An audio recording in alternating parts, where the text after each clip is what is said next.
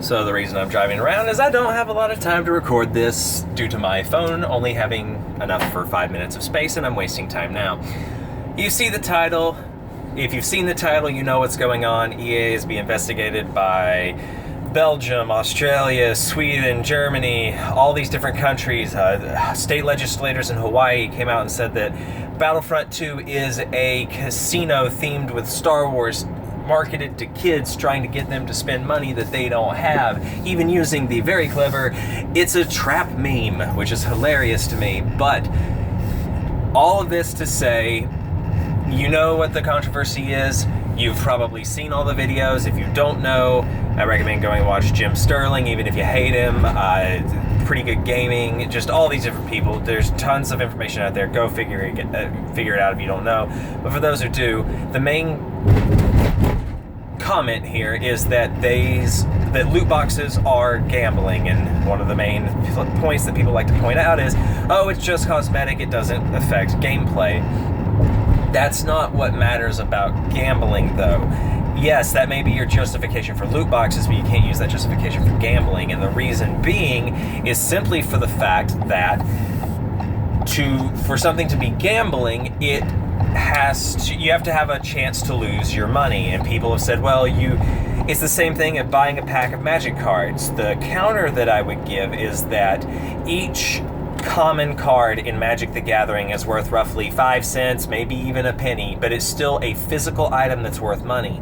In-game items are items. It's on-disc DLC, people. You got mad about that with Street Fighter Cross Tekken years ago. It's on-disc DLC for some of it, or, even if it's not, you're getting a loot box that randomly opens a bunch of stuff.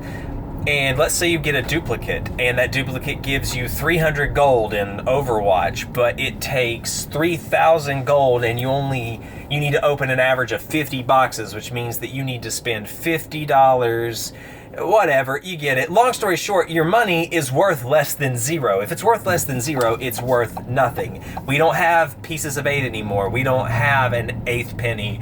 We don't have a 3-cent dime. These are actual units of currency. We don't have these things anymore. And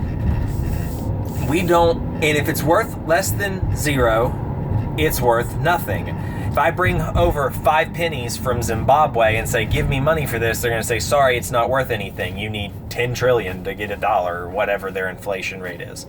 So that's strike number one. Strike number two for me is that if you watch Jim Sterling's videos, he will say it creates a situation of have and have-nots, meaning that this person has this item and I don't.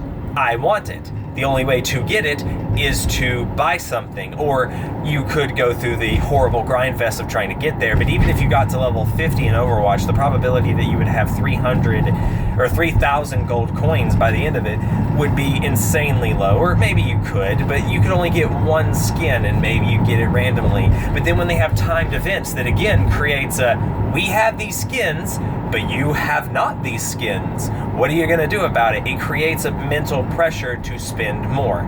It's why people can go into the psychology of casinos and say, hey, look, the casinos don't have any windows, so you can't see what time it is outside, so you don't know when to stop. There's no clocks, that way you don't know what time it is what time it is, so you don't know when to stop. It's created like a maze, so you can't find the doors, so you don't know when to stop. Anytime you go past a bathroom, there's another one there, so you don't know when to stop. Or, let's put it this way, the more insidious point, Activision, with dropping the loot boxes on the beach and forcing you to watch them to get something in game, it's incentivizing you to watch someone open a loot box and hit the jackpot potentially. Let's say they get 3 legendary or epic or whatever it's called. That's like hitting the jackpot. That's gonna make you want to spend more money. It's predatory.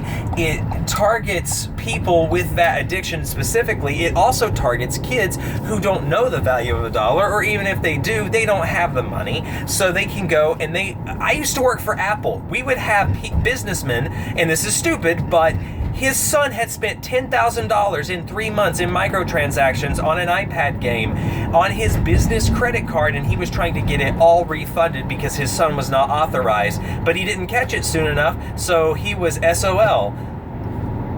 Loot boxes are gambling, and sorry to say it, but unless the ESRB grows some balls and steps in, we might have very big issues with the gaming industry in the future. This is why the ESRB was created, to keep lawmakers out of it, or otherwise we wouldn't have half the games we have today. And I don't have a problem with them regulating gambling, but guess what? All your favorite games, if it gets deemed as gambling and the ESRB chooses to not really make a stand on it other than re-rating them as AO games, nobody's going to be selling them anymore. It's a kiss of death. So, peace out.